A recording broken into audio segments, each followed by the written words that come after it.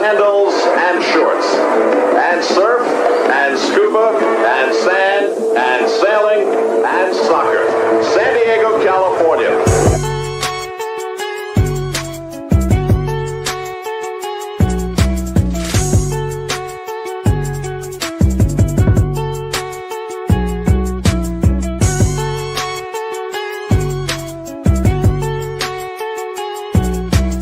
Previously on Two Balls and a Mic.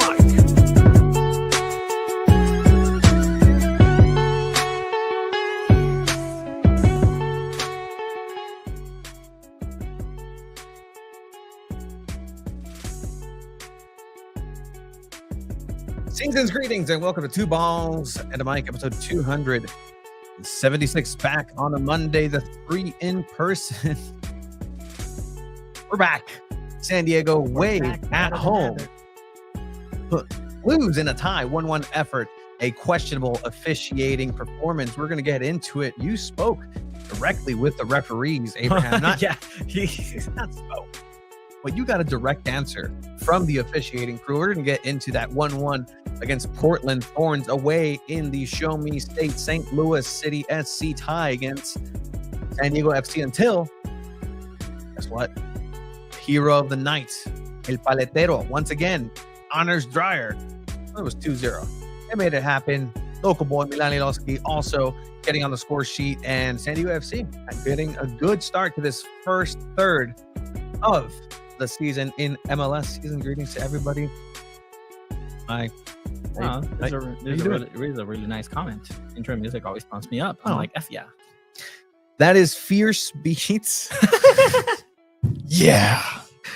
For those of you that don't know, on that. For those of you that don't know, Fierce Beats is a former a co-worker at the Y, fellow team member. You know, different Walmarts kind of have different. Yeah. You wish you work at the Y. No, he's a producer, and he actually that's pretty cool. He sells his beats and good stuff at Fierce Beats. Shout out on Instagram. Hope it's still going. Made this beat for us, and it's been the theme song ever since. So that's cool. There was a lot of questions as far as like the origin story of Two Balls and a Mic.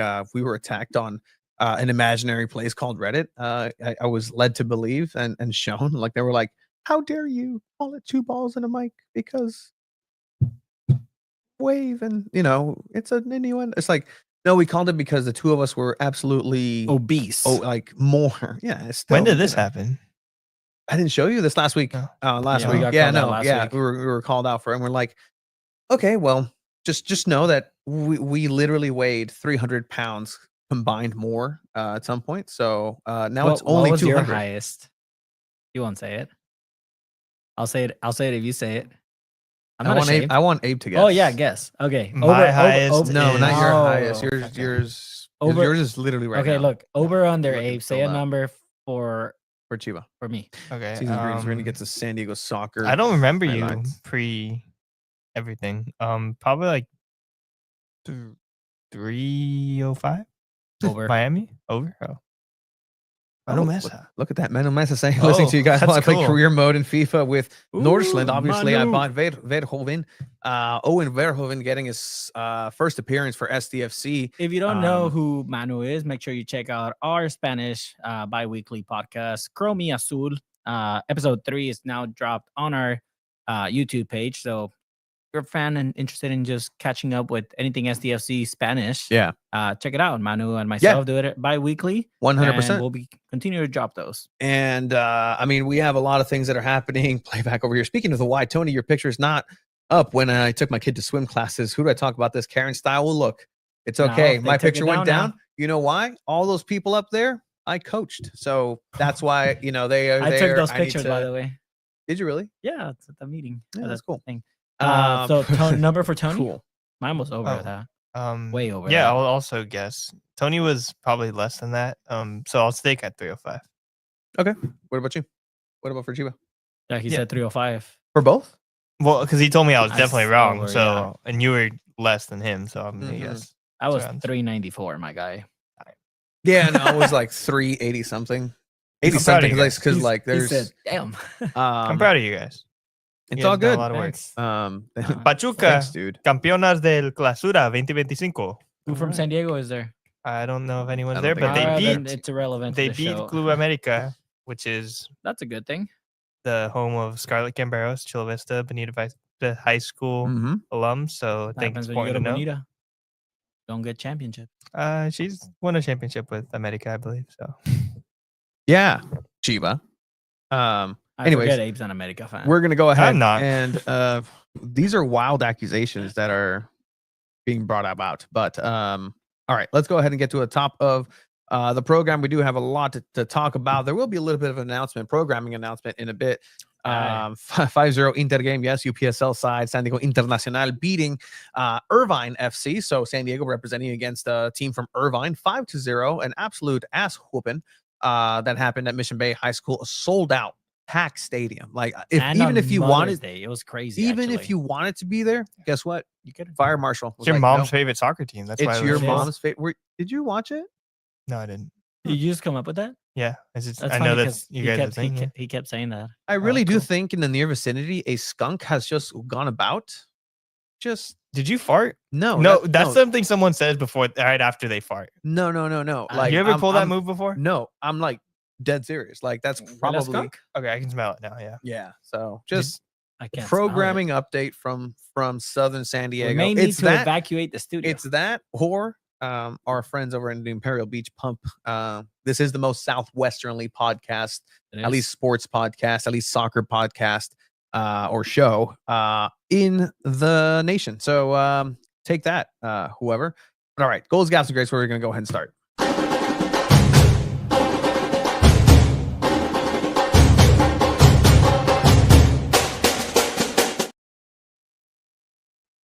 Did you guys see that? I literally lost all my links.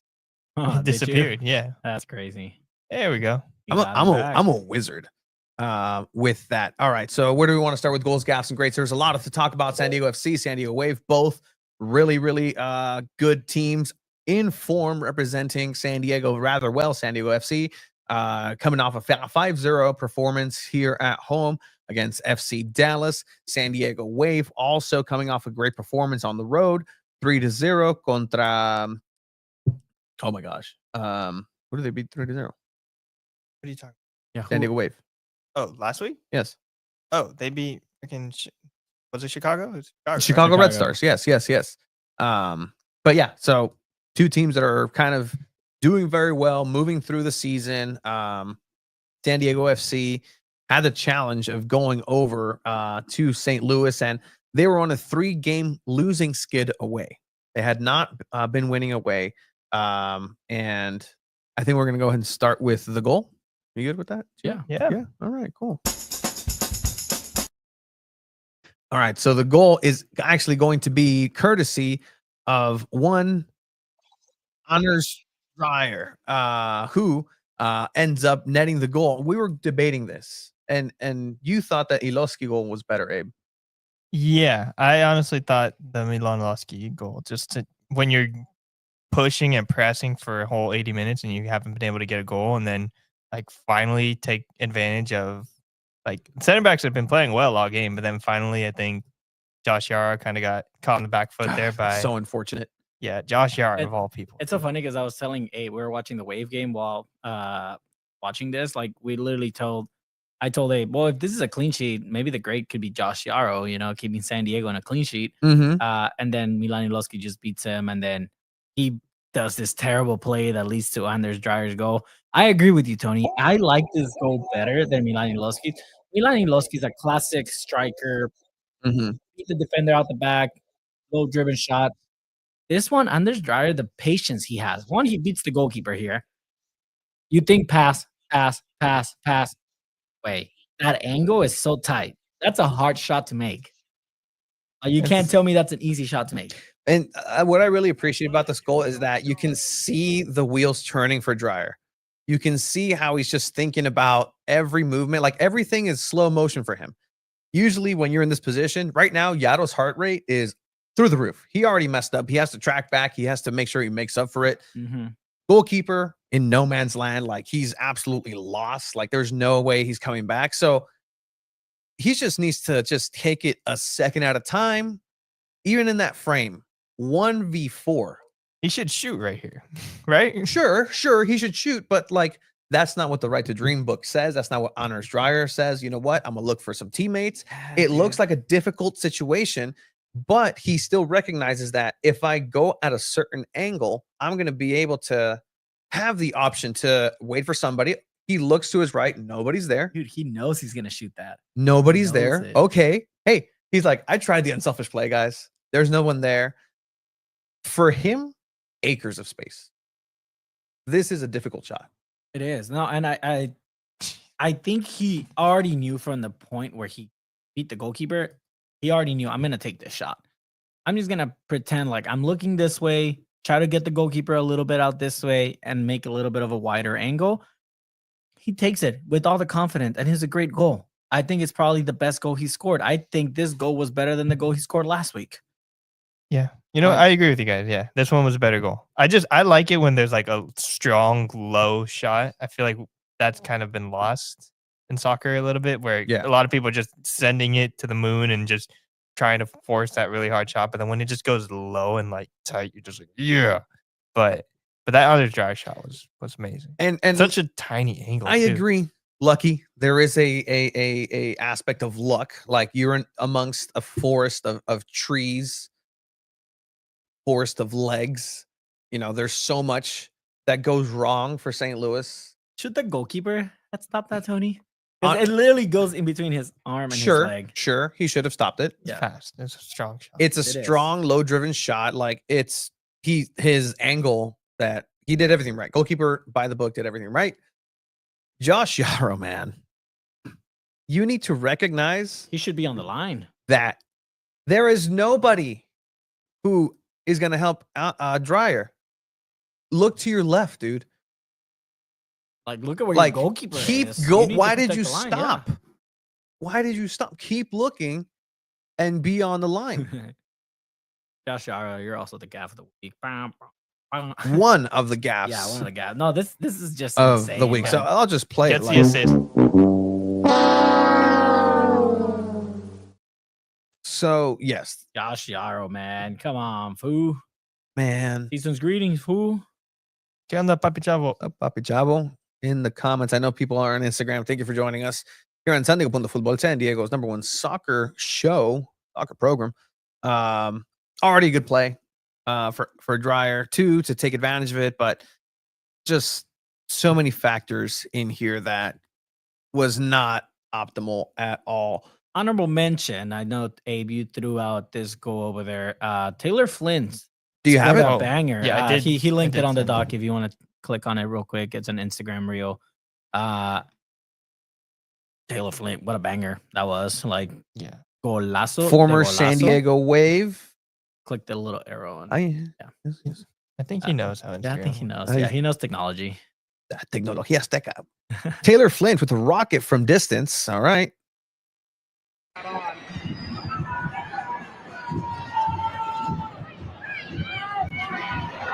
Flint! That's pretty good. Yeah. That's pretty Why darn couldn't good. she do that with Wave? That's pretty darn good. She did. She had a few bangers with Wave that first season. Like that? It was a lot of headers and stuff, but not bangers. All right. So this we've moved past the Honorable goal. mention, yeah. Gaff of the week. Gaff of the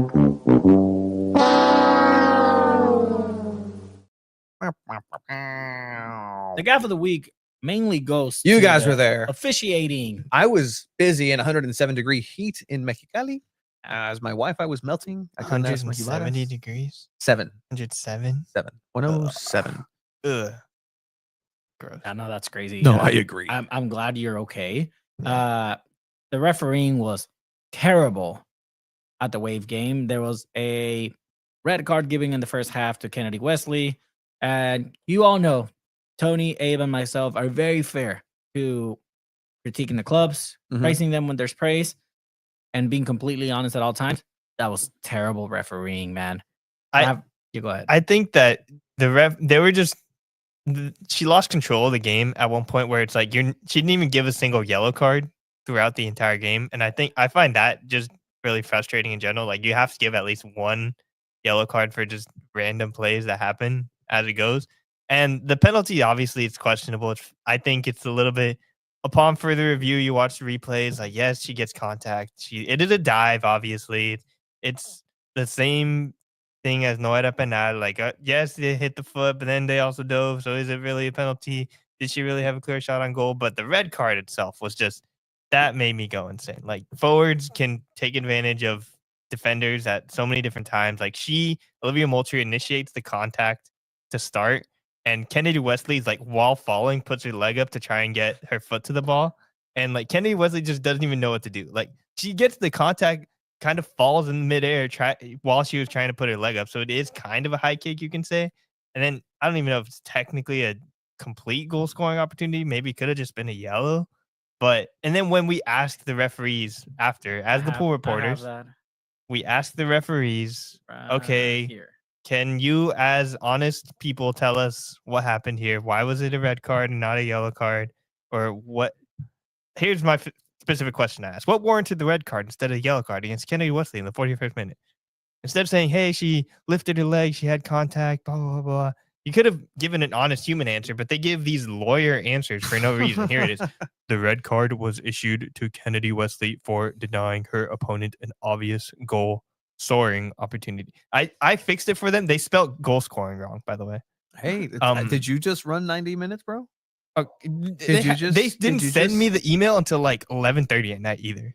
I submitted it like so recovery had already settled. So there's a little background story to this, right? So Abe and I are sitting in the press box and we're just kind of chatting to ourselves. There's like maybe 10 minutes left in the game, and they come up to us and they're like, hey, you're the pool reporter. Like, you're the pool reporter. Would you be able to send some questions? Kind of like, hey, dude, like, ask about this because something's iffy here. Yeah, which just happens in soccer. And it's all good. It's funny because we get the link to submit it because it's online now. And then we click on the link, Tony, you're going to love this. It took us straight to San Diego Punto Football. Which means that the people that sent us the link, they had just been looking at our website and we're reading the stuff that we do, which is kind of funny. It's absolutely fantastic. Checking and vetting your work. Great work just at like, San Diego hey, Punto just a heads Football. up, the link we got takes us to our website. We appreciate the support. Thank you. So that was the first one, and then the second one I asked was like, okay, did you go to VAR, or what did VAR have to say about this? Because I think that's a fair thing too. Because it's like, if you're going to give a red card, why not just go to VAR? That's why VAR exists, in my opinion. Is like, all right, if you're going to make a completely game-changing decision, just let the VAR confirm, like, yeah, you need to make this call. Go look at it. You know. So here's my question: what was the analysis from VAR to back up the decision to give the red card? The VAR determined there was no clear and obvious error. They decided to check complete on the on-field decision. Okay. To me, is one of those like, hey, come take a second look at it, just because, I mean, we see where the call is. We see how it can be a red card. We see how it can be a penalty. There's a little bit of contact there. But if you take a look at it on video again, Moultrie starts the contact here. She kind of pushes out with her arm. Pretty much like pushing her to fall. Like, what is she supposed to do? Control her body mid-air to avoid any sort of contact? Yeah, and honestly, I think she would have gotten the ball. She would have cleared. Kennedy Wesley would have either passed back or cleared it if she wasn't pushed there. So it's just so tough to be a defender. I think I'm more upset about this decision than the penalty, because the penalty, you didn't have to go in for the challenge there. Kristen McNabb didn't have to. Obviously, it's a dive. It's kind of like the Rafa Marquez Nora Penal with Mexico in 2014. Like you don't have to dive in like that. And yes, there's a dive. I think the player definitely. I thought. Never mind. Sorry, losing my train of thought. I thought the player Sam Coffey sold it. Yeah, she sold it very well. Yeah, and that's part of the game, especially in the last minute of the game. The referee's gonna be looking for something to call there, like so. It's just that one. It happens, but like it's such a tough result too for the Wave. They'd been playing really well that second half, like controlling the game and still winning the possession battle, which is kind of insane when you think about it. Like you're playing with 10 players, you have 2 midfielders, you take out Gia Corley, you take out Maria Sanchez because you can't have your defenders anymore. It was nuts. But then also other match officials, probably more important, which is what I actually kind of wanted to give the gaff to, was Friday night there was an Angel City, I forget who they were playing, but Angel City was playing, and a player, Savvy King, went down. She looked like she kind of like passed out. She was on the field for like 10 minutes. They were giving her compressions on the field. Utah Royal. Yes. Wait, Angel City versus Utah Royals. Just gnarly scene. Like she collapsed during the game. They had to like stretcher her off. They were giving her actual compressions and stuff. And the players just, after a little bit, they're like, okay, they're going to keep playing, which is insane. Like a player could have freaking died on the field. That's nuts. Multiple players came out after the fact saying like, we probably shouldn't have played that game. They were going insane. Like they were like, it's just insane to keep playing a game after seeing your teammate almost freaking like die on the field. That's I get the show must go on, but no. Like there's definitely a limit, and like they canceled the DeMar Hamlin game in the NFL. Yeah, and I think that's the right decision. They canceled. They should have canceled. Way to bring that back, Erickson. I lost my fantasy championship. Jesus Christ! Of course, that's what you freaking care about, dude. Kidding, he almost died. Gabe. He did die. Didn't he die on the field? He did die on the field. Yeah, it's insane. Technically. Yeah, but Savvy King is okay now. She's shout out to DeMar Hamlin. No. I mean, he's good now too, but everybody's good. Hey, but modern medicine. She's in stable condition. I don't know if she's still in the hospital, but she's with her family. She's okay now. So that's good to see and good to hear. But just bad look from NWSL officials in general this weekend. Just bad. Not a trophy on the line, man. No, Erickson. No, I was at Snooze Cafe or Snooze AM Eatery in Hillcrest. You know what that is? It's a very good breakfast spot. And my food had just gotten there. Okay, what'd you get? It was. What would you like to order, Mr. Sanchez? Okay, so this was a couple years ago. So I'm sorry. I'm like, I thought. Let me do some memory. Let me get the works. No, it's gonna be a Spuds Deluxe. How'd you like your eggs? Go ahead and have them sunny side up. Okay. Yeah, 100%. And then can I get the French toast as well? Really good French toast. Wheat or white? The OMG, just all you say is the OMG French toast, and that's what it's called. That's you're a new guy, clearly. So you must be new here. Denmark game with Erickson. So my food came in, and I'm like excited, and like that little video. You've seen that video? The girl. You know exactly what I'm talking about. I know exactly. I know what you're talking about too. Okay, please. And so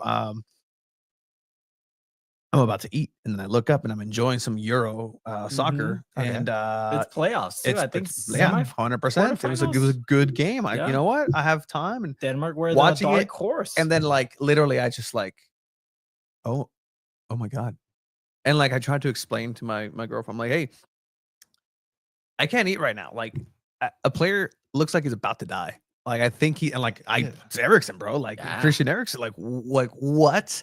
And like I just like. Oh wow! And like I so many things are bigger than sports. Yeah, it's and bigger than my appetite for a good 20 minutes, because then food was getting cold. And, I remember. I think I was just finished playing a game, and my friends and I went to go. We're like, oh, let's go watch the Euros. Like, let's go find like a bar open at like 11 a.m. and we found one, and we're watching. We're like, oh, damn. They just killed the vibe, to be honest. Yeah.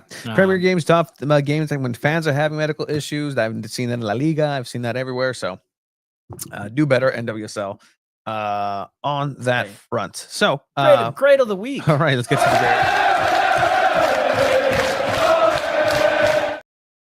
great of the week goes to not only, but the great Kimi Ascanio from San Diego Wave, 17-year-old striker, I guess we can call her now. She's been coming into her own playing as a at the striker. Yeah. striker position for San Diego Wave this last couple weeks, and it's her second professional goal in back-to-back games. So she's now got on the score sheet again this week against Portland, and I want to say it wasn't the easiest goal to score either. And it's blocked by Hyatt. Another chance for Maroney. Header, yes! You have to like se tuvo que acomodar todo, header it, campanazo. At first, I thought she was offsides, but VAR said she wasn't. But again, VAR made some questionable no calls either later in the game. Yeah, Kimi Ascanio killing it, playing at the striker position, adapting to that role, becoming really the go-to for Jonas Idabal up on top, and then you kind of sub in either Carusa or Adriana Leon and kind of like a super sub. But look at that, 17 years old, and she's getting the starting position over Carusa and Adriana Leon. Like, who would have thought that? I definitely didn't think that coming into the year. I would have thought she's coming in as a sub, but yeah, to go back-to-back games with a goal is big deal. Or not back-to-back, but back-to-back games where a 17-year-old scores a goal, which is pretty big deal in my opinion. And just a soccer IQ to just figure this out. Like, she's not a striker. Like, she's turning into a striker in front of everybody's eyes. She has played striker. She has a before. tennis, but the job in the game, like, this is what it means to be able to play literally any position. With your tools, you need to figure out a way to get yourself to the ball and knock it in. The midfielder in her, the defender in her, the non-striker in her sees an awkward location and a dip in the ball. She's crawling to this essentially. And just going into that, just finding it. Like, it looks so awkward in a way because it is. Like, that's somebody who's just figuring out how to get it done. And that's really good to see from Kimi Ascanio. We have this. I didn't say this, but I will say a hot take. Kimi Ascanio plays the 9 better than Onivala Caritas.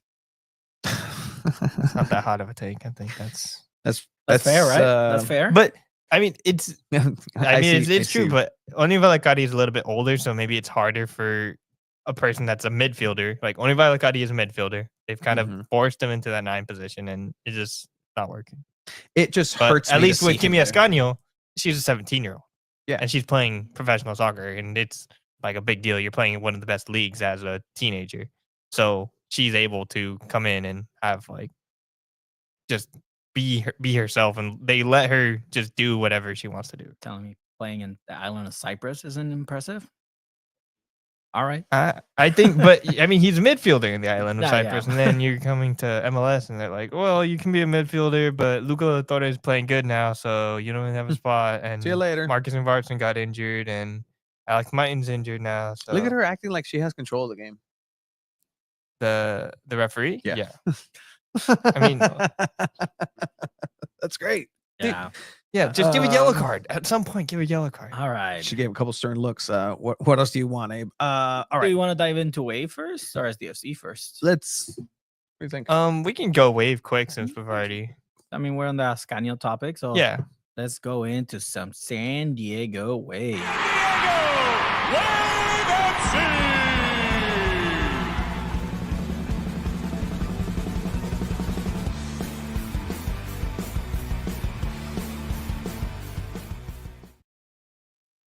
San Diego Wave. I wasn't there, as I was telling you guys, as people have duly noted. I was melting in the. I wish I could. Oh, dude, gnarly stuff. I haven't told anybody. Oh, driving. I'm not driving. I was passenger prince. I'm not like. And do you like being passenger prince? Nope. I can tell. Hate it. Not because of anything other than I'm not in control. Driving. Like, I like driving. You like attention. Sure. This is good. I pity and envy your smiles and chuckles right now, gentlemen, for what I'm about to say is gonna bring an absolute downer. So we're driving down the 805, to Mexicali. That goes through the mountains and the valleys and the rocks, and just you lose cellular service and whatnot. And right? Very Like, beautiful part of the thing, sure, yeah, 100% Cleveland National Forest. Like it's cool. The Incopa, the past golden acorn, and we see a pulled over border patrol, just with lights, and it's getting into the area where it's about to be curves everywhere, and my girl, she's driving, and she's like, "Oh my god, the border patrol! What are they doing?" And she's looking at the right side of the freeway, and she then says, like, "Oh my god, is that a body?" And we drive past, and I guess somebody just got hit, and it was like a border patrol kind of situation. And I was like, wow, like things are real out there. Stay That's safe, crazy. everybody. And I just mentioned that just because, like, there are real things happening, but this is a point where, like, hey, you know what? Let's take a moment to enjoy the things. I told you guys to put those smiles away, Yeah. and Fuck Iceland. away they are. But in any case, because how did that come up? because I was in Mexicali, and I Okay. was like literally something that Yeah. That wouldn't have happened if Tony was driving. that wouldn't have happened had I been driving, and I You know, wasn't in control. Tony actually believes that wouldn't have happened if he was driving. Yeah, he does. Yeah. Butterfly effects. Okay. Well, I don't know how to transition out of this, but well, in any case, a beautiful butterfly San Diego Wave played at Snapdragon Stadium. beautiful butterfly. mhm. And it was all leading to potentially look into a fourth straight victory for San Diego Wave. Let's look at the starting lineup here that Jonas Idabal put together, who wasn't on the bench. He was What out was up with sick. that? He was out sick. Yeah, he was out sick. he was in a suite. They said a booth, but I'm sure they meant suite. Yeah. Some suite inside So the he was stadium. in probably He the was at the stadium. stadium, but he was sick, so he was sitting in his own. Do we know the like, rules box. for that? the rules. Can that- he communicate with the team? Yeah. I think technically he can because he's not. He doesn't have a yellow card or red card or Yeah, no, yeah, he suspended. can. Although whenever look like Casey they were. Stoney would have a red card, she would watch, but she wouldn't communicate with the team. Yeah, but this Okay. wasn't a red card. He was just Yeah, out. so maybe he was communicating with the team. We're not really sure, but it was Jack Jensen and Becky Tweed on the bench. Let's just point out, coaches and players are allowed to have sick days. People. Yeah. All right, they're They're humans. people too. They have HR, Yeah. as we have actually. You found don't out. want your coach getting every player sick, right? So if Yeah. you're sick, just let him sit in the booth. It's fine. Yeah. Like But yeah, this was the starting 11 for San Diego Wave. On goal, we had Kellen Sheridan. The backline stayed the same. Pearl Moroney, Trinity Armstrong, Kennedy Wesley, and Hannah Lunsvig. Midfielders stayed the same as well. McCaskill, Ken Zadali, Gia Corley. And up top, Cascarino, Maria Sanchez, and Escanio. Same lineup from the game from last week where they won 3-0. Great lineup. I mean, Yeah, you can't solid. really, when you play that great, you have to repeat it, right? definitely. So, everything, it starts out good. And I mean, Wave get onto an early start that we saw already in goals, gaps, and grades. A goal by Kimi Ascanio about, what was it, like 5 minutes into the game. So as we're seeing here, the play develop.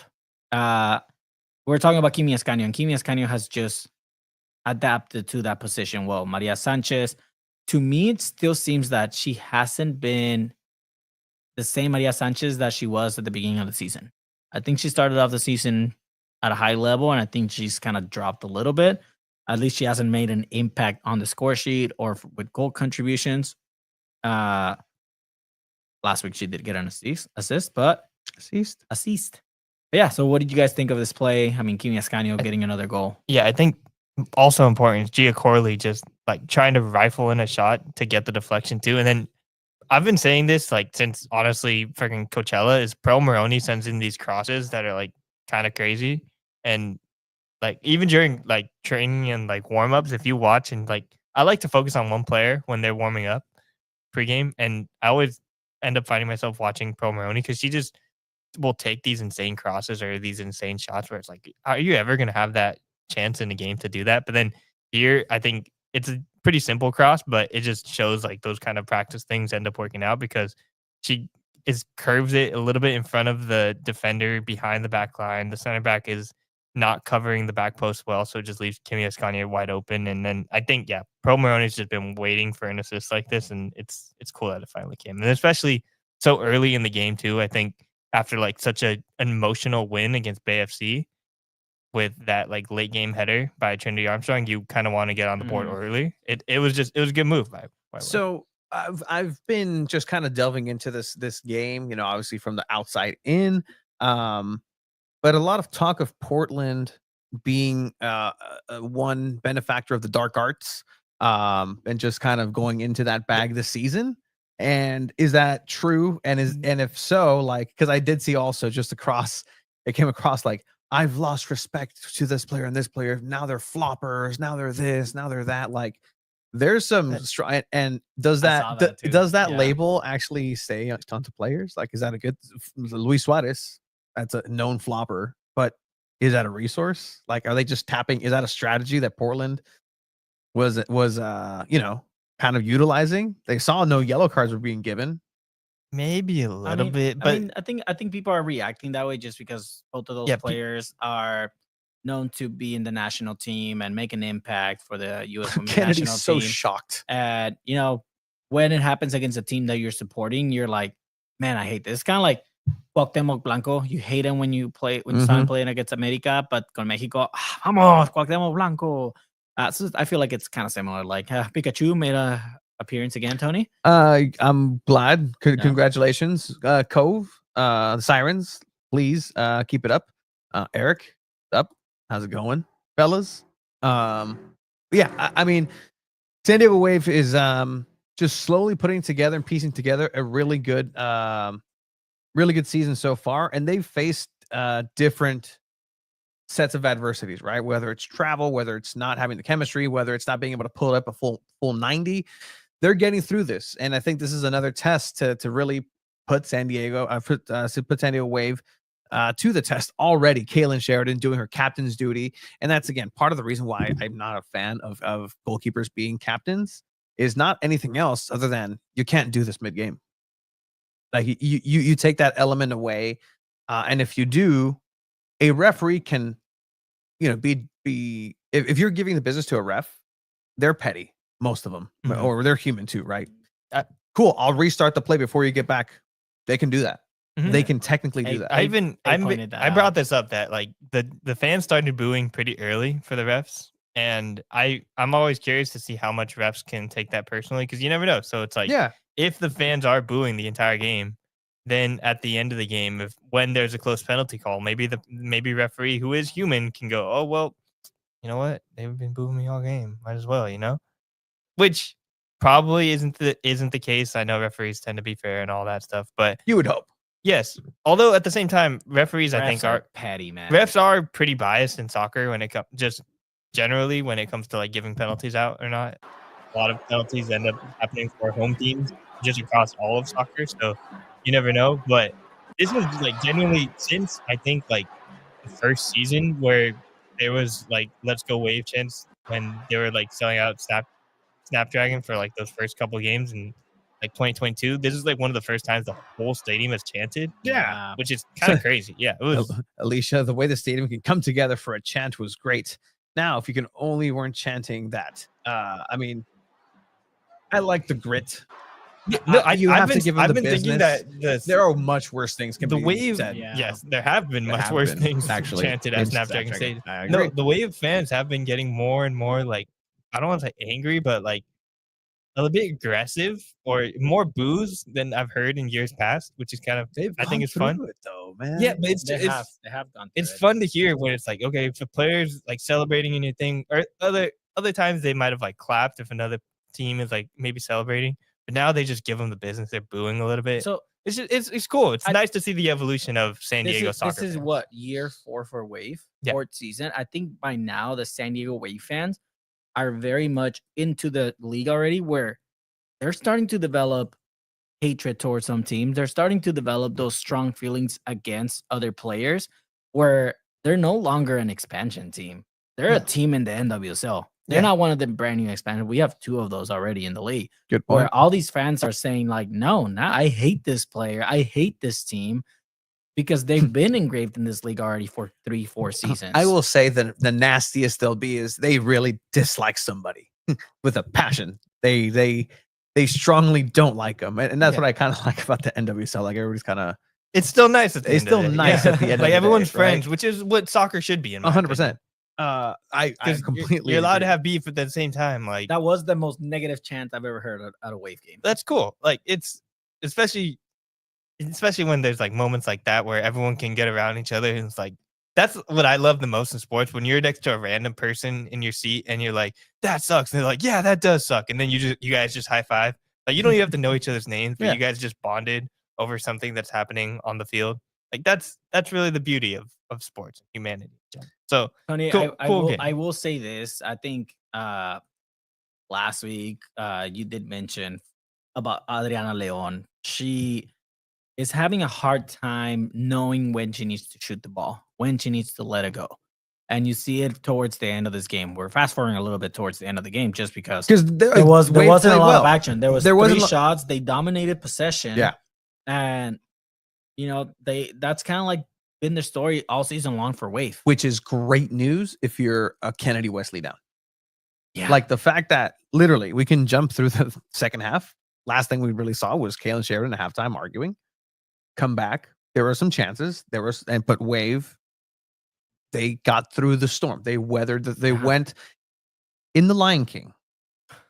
In the Lion King, when Simba gets kicked out of the Pride Lands and goes out, he has to go through those thorns. Remember that? And then the hyenas chase after him and then they get stung. Yeah. You know what? Right now, San Diego Wave had to get through those thorns. And they did. That second half was great. They hunkered down. Ref, you suck chance.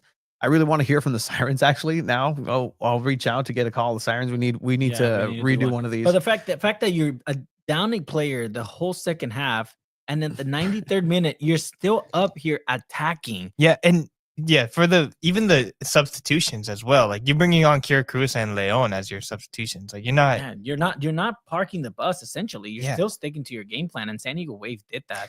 But to your point, Adriana Leon needs to know when she needs to shoot. She should have shot that a little bit earlier. Yeah, there was another chance earlier on in the game too where that happened, but it's just so tough too for a forward who is kind of like they're kind of out of the game and only really have these counterattacking opportunities when you're down to 10.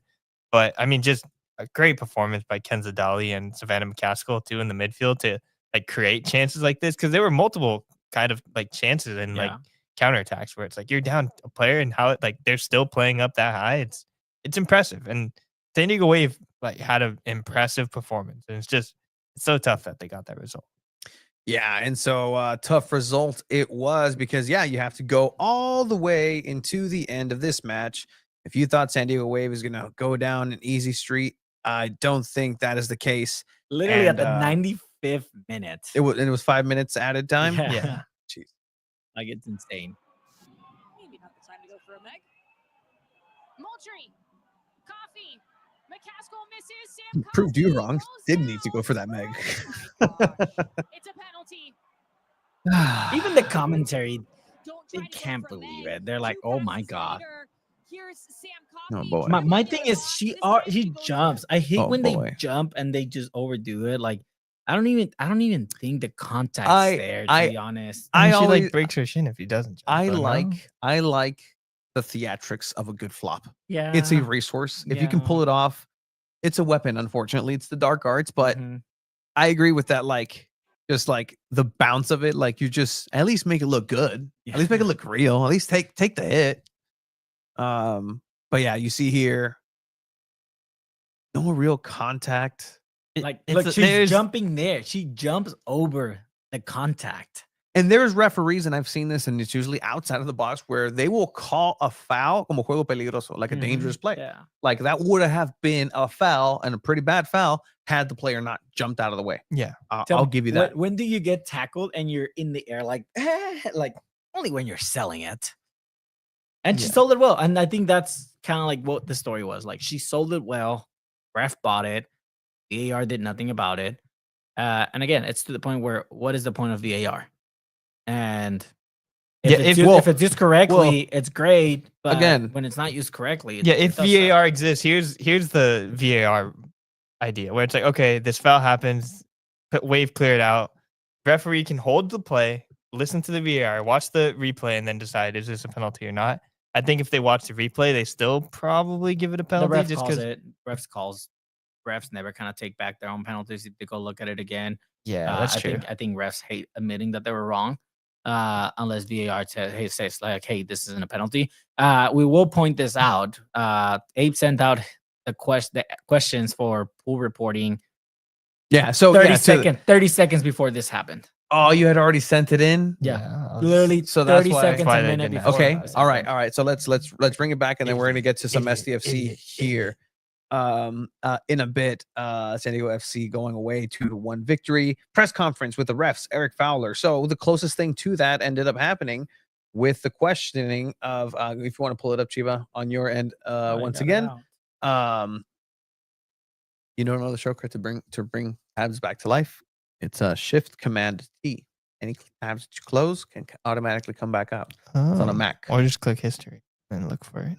Because That's it what I do. automatically pops them up. That's how I resurrected my 4 tabs on this side when I closed them. Mm, Yeah, that's how you can do that. Okay.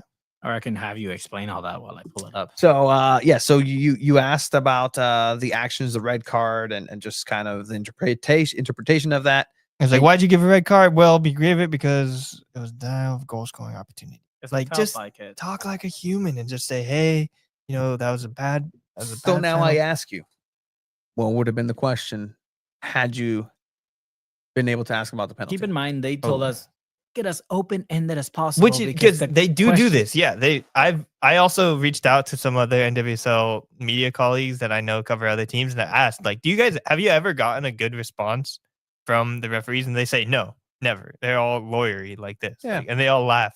Like I sent them like this is the response and they all just like, yeah, that's funny. Like because they never get good responses, because if they do admit any sort of culpability, then the referee might get in trouble, or maybe the team might reach out and be like to the NWSL, be like, look, the referee said they messed up. Which is why the league usually announces if something was messed up, at least in other sports too. Like, hey, the league announces that, they got that call wrong. And it's just a bigger issue with that sports, in my opinion, because it's like, even the players, like Kaylin Sheridan didn't really want to answer. Like, she answered the question. She said it without saying it.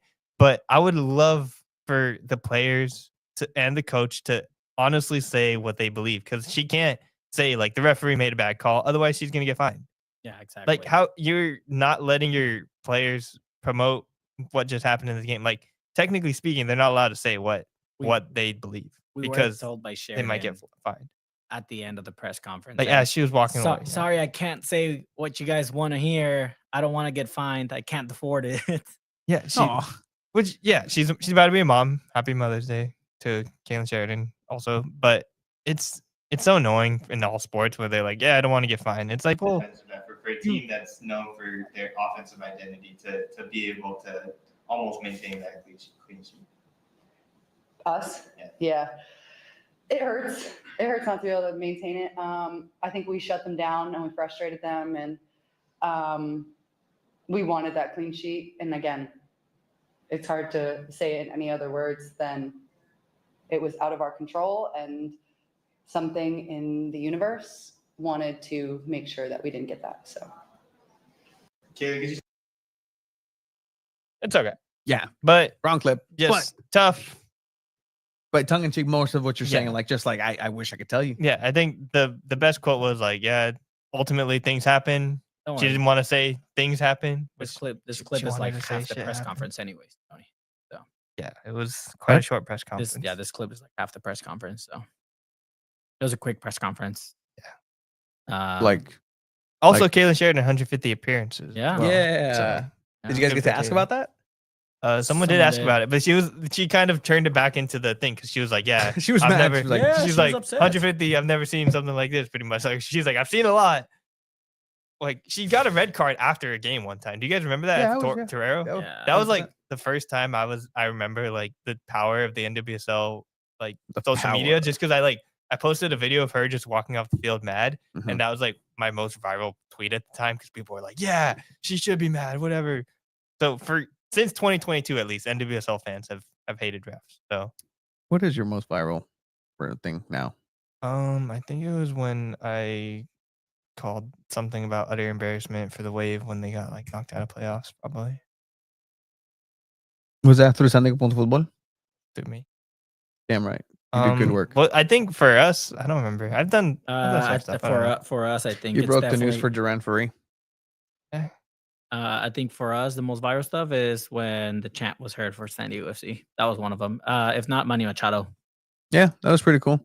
All right. So San Diego Wave will be playing at home, away against Gotham on Friday. You will get to ask media availability, Abe, with Maria Sanchez tomorrow. And actually, I saw somebody. Mañana. That's what I said. Oh, yes. Somebody bring up Maria Sanchez earlier. Like, hey, she needs to get it together. It does seem like she's a little bit shaky from that missed PK. I don't know. Would you ask a player like, hey? I think it's been long enough that I don't think it would be nice to ask or relevant to ask. But I you're clearly I think in a there's slump. something to be asked about that, and I will try and ask about it. Like If you guys have a way to phrase that or ask that question, leave it in the chat. I'll try and ask Maria Sanchez tomorrow about it. But yeah, she's not playing her best soccer right now, I think. But it's crazy because she is one of the marquee players for the Wave, but the Wave are still playing so well without her, which is nuts. Which means when she is playing at her top level, this team's gonna be even better. Like a top 3, you'd say? Who would you guys say is they're fourth right now, so he can talk all the smack. Who would you say San Diego Waves best player, if not most important player right now? And why is it Ken Zadali? It is Ken Zadali. Ken Zadali is the puppet master. She is pulling the strings. Dude, it's that's insane. The tempo. That's the class, the elegance, the just. She is making Savannah McCaskill improve her game so much. Like, it is insane how good she makes other players look around her as well. I think she is probably one of the best signings this offseason in the NWSL. I don't know if you. Yeah, I think that's the Wave's best signing, NWSL signing in general. Maybe this honestly, this offseason that might be a good shout. Yeah, I'm trying to think of other teams. Oh, look at Cascarino, Dali combo. Yeah, I mean the French connection. I think, and Per Moroni, I think too. actually She's been killing it. It was in this podcast, and it was brought up to me later the day after that the new French Wave was a term coined in the chat here. The next day, San Diego Wave came out with graphics saying the new French Wave. I mean, I saw people in the chat, like in the Instagram. That's what I'm saying. Like what that? Oh, that worked. That worked for the Wave. Yeah. I mean, so that's what I'm saying. Like, I mean, but look, it's cool. It's cool. Like that's cool. So I think that's the point of media, to come up with nicknames and stuff. I love it. I love it, and people got their credit because yes, that did come from the comments here. So yeah, people are listening. That's why. Shout out to the chat. Shout out to everyone listening. If you're a member of the team, if you're a fan of the team, everyone, it's fun to talk about People's Pod. Soccer's tell your friends about us. Listen tell your up. friends. Like, share, subscribe. Yeah. If you're at a soccer game and you're next to someone else and they're like, "Oh, do you watch podcasts and stuff?" You should just say like, "Hey, that was a tough play. I can't wait to hear what they say on San Diego Football." They're like, "Oh, what's that?" And it's like, "Oh, it's this really cool podcast with these 3 guys. They talk about the games, they recap it, they give their analysis and opinions and stuff." My girlfriend went to the Wave game as a fan, and she was like, "I don't have anything Wave." I'm like, "Don't worry." Give her my San Diego football shirt. There you go. It's like, "Hey, what's that?" She's like, "Oh, it's a podcast. They cover Wave." Pretty cool. Cool. Did she like stop them? Say like, "Hey, no, like stop, follow them here." Like share, subscribe right now. Saca teléfono, like from your phone. Like, come on. Predictions for this Friday against Gotham. It's a tough one.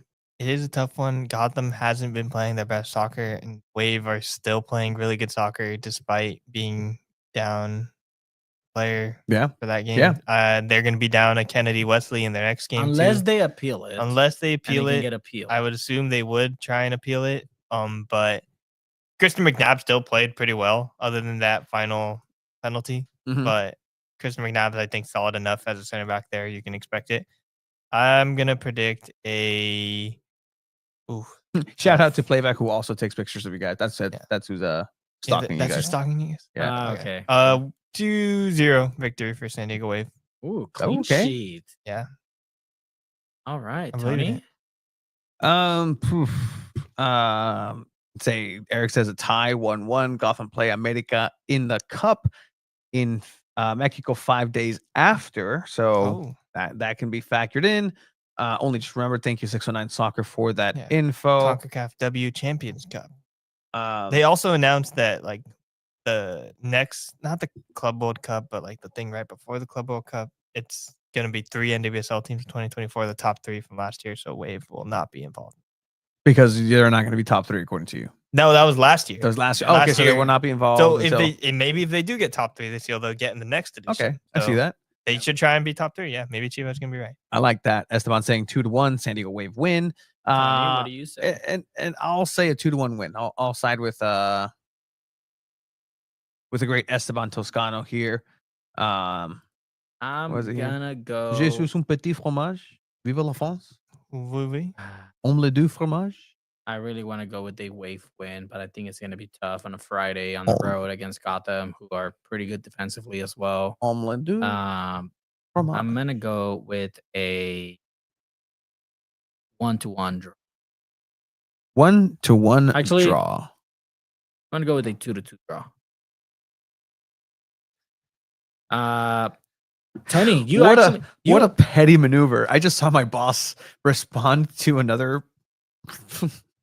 What guy? It's 9. Checking emails. Why is your boss texting you? Not texting me. It's just on the like the outbox. I'm like, wait, why? And good job. I love that. Slam dunk. That's awesome. Tony, by the way, you were the one that got the tie prediction right last this weekend against Portland. You said 2-2. So now we're tied. We all have 5 points on the Wave match prediction score sheet. Okay, so we're even. So I think this is a good spot. Ball. This is a good spot. We know ball, absolutely. This is a good spot to turn it over to somebody who has a better idea as far as a bet for San Diego Wave. San Diego FC, we have a bet, as we're going to get to it right now, 2-1. San Diego FC moving into St. Louis and coming out with victorious. San Diego Wave, if whoever gets the lowest prediction at the end of the year, we're going to have to walk from here, this location, with a soccer ball to Snapdragon Stadium. For San Diego Wave, we don't have anything. I feel like we need something. We do need something. Let us know in the chat. Like a hot chip challenge. What we need to do at the end of the season for whoever loses.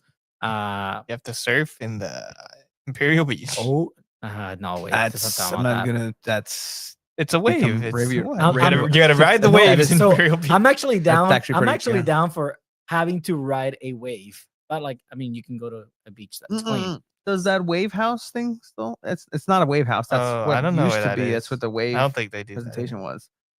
Huh? No, maybe just actually try to ride a wave. Maybe here's an idea.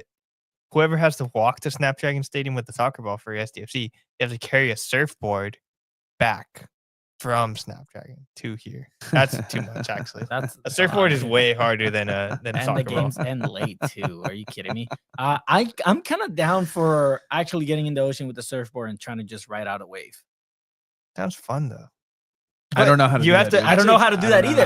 Do you know how to surf? No, I Which can is boogie why board. it's perfect. No, okay, maybe that works. Surfboard. You know what? Maybe that's a good idea. Unless you have to be stuck in the water until you ride away. And we're not gonna say you have to stand. You can be on your knees. You can be on your knees. I'm just saying, is one of you's gonna die because I'm not. You're gonna drown. Like drown. Yeah, I can swim. I can swim too. Yeah, but you guys are just gonna float. I don't have to worry about it. Abe and I don't have to worry about it because you know you're gonna lose this one. So I'm going to win both of them. What are you guys talking about? I mean, there's no winning. There's only losing in both of them. So yeah, 2 losers and 1 winner. I mean, that's pretty clear. Thank you for. Are we in agreement for the surfing? I think we can let our chat decide. Well, tentative for now. Tentatively. Let's put a hold. Así me gusta. Okay. Now let's talk some San Diego FC. Let's talk some San Diego FC.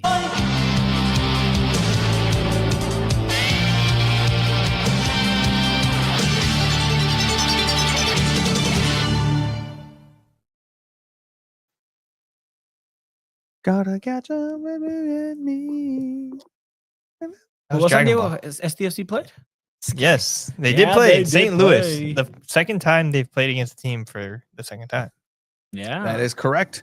And that was one of the big questions: has San Diego FC been figured out? They did just lose 3-1 here at home the week before against RSL. Diego Luna came in just like an X factor in that and just destroyed San Diego FC. So I think then they turned it around. Won 5-0 against. And then they turned it around. came back, bounced back, but the question was still, can they do it on the road? 3 games without winning on the road. San Diego FC go into St. Louis, and the big question is always, well, who's going to be up top for them? That's at this point the biggest question for San Diego FC going into every game, because you just never know. And it was a big question, especially because it seemed to work out the week before against FC Dallas with Anders Dreyer kind of like at top, and then Alex Maiden getting the starting spot. Alex Maiden gets injured in that game, and he's listed as questionable for this game, so he doesn't get any playing time. He's not on the bench.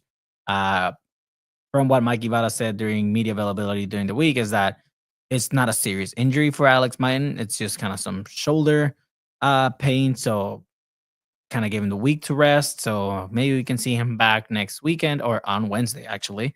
But yeah, so I mean, we get the starting lineup, and it's what we've had before. We've seen this starting 11 before, and we've seen it work, and we've also seen it not work. So what were your thoughts when you guys saw this? Were you guys surprised? Were you guys, okay, that's fair?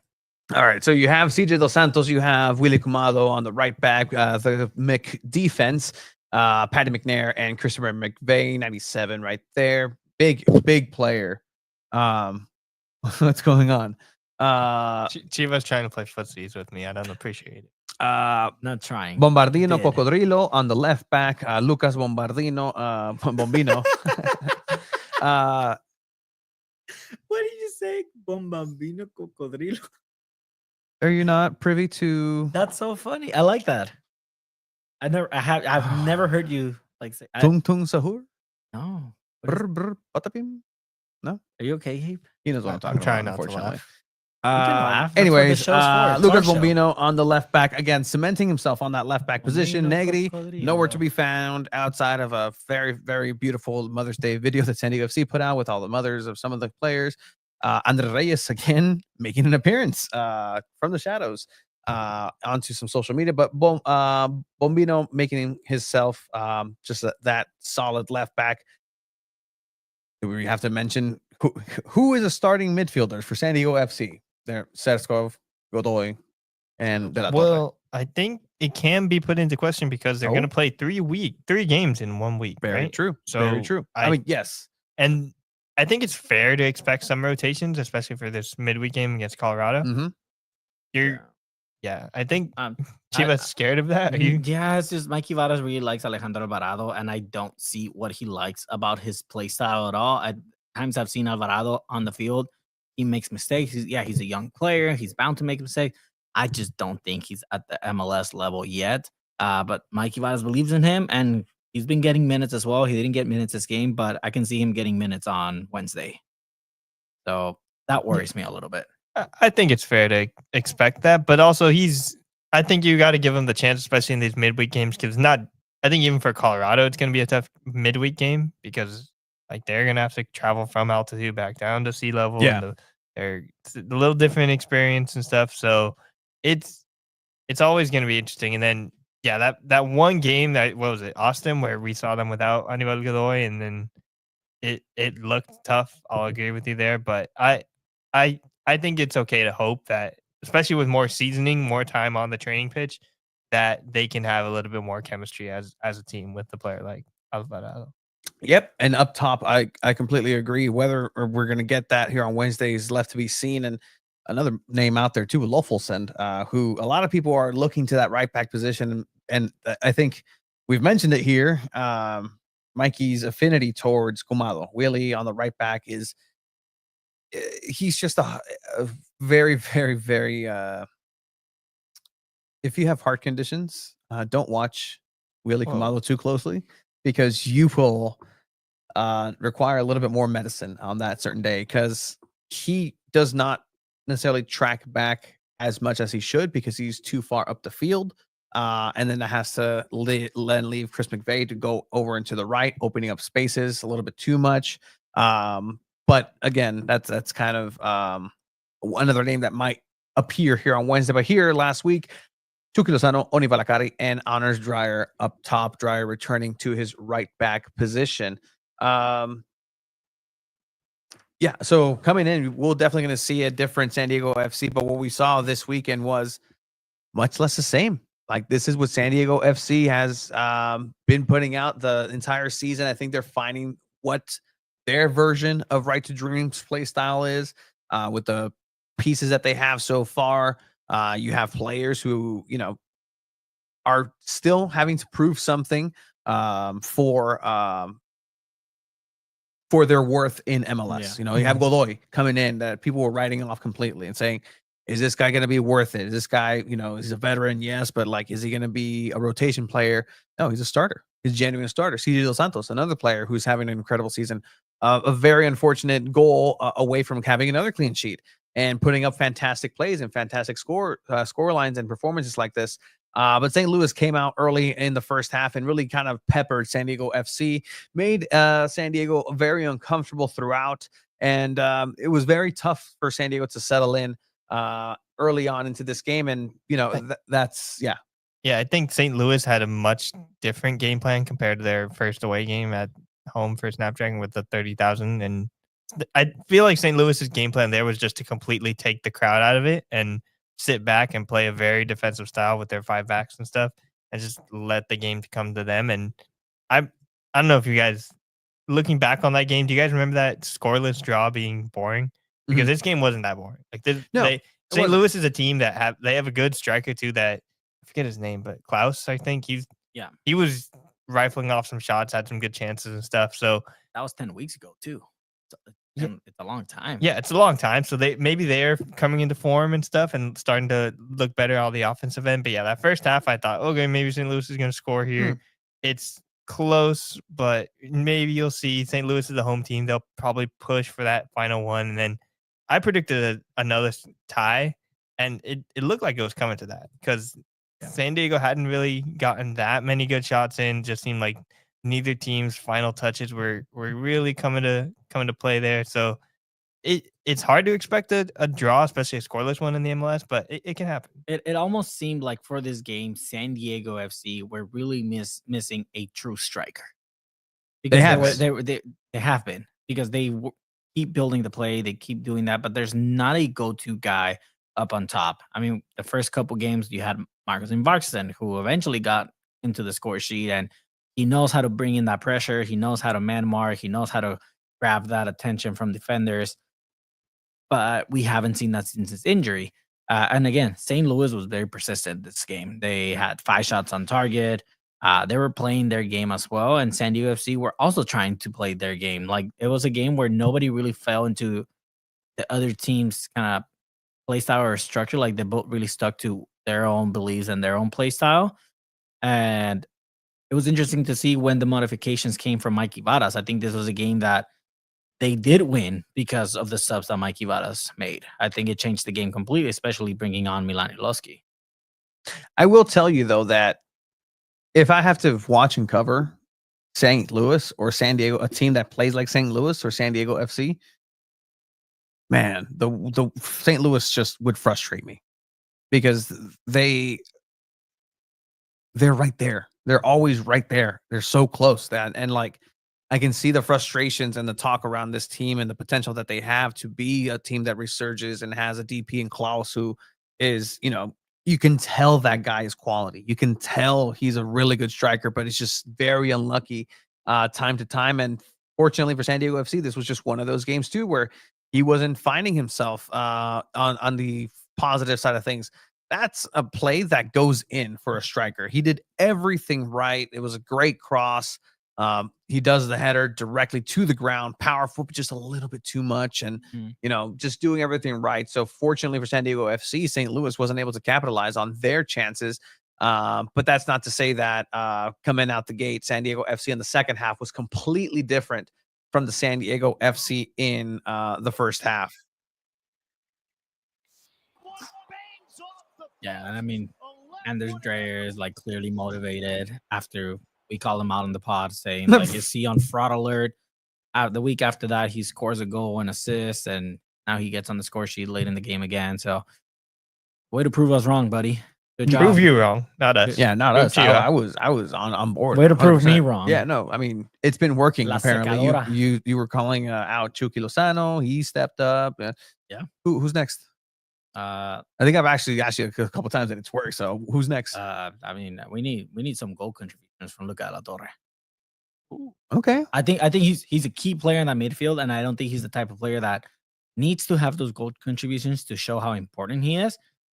But it would be nice to see him kind of having more goal contributions. Yeah, and George, yeah, absolutely. Didn't we have more like 2 shots in the first half, and then they had 9? Yeah, 100%. Like it was St. Louis for the first half, and they had the chances that they had. Possession was still with San Diego FC, but the momentum, like this is what momentum is kind of pushed, spoken of in game, right? Like the pendulum just completely swings San Diego's way on the offensive side.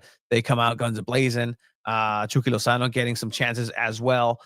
Some substitutions come in and to spicing things up. And overall, you have a chance here with Milan Iloski just hitting the side netting.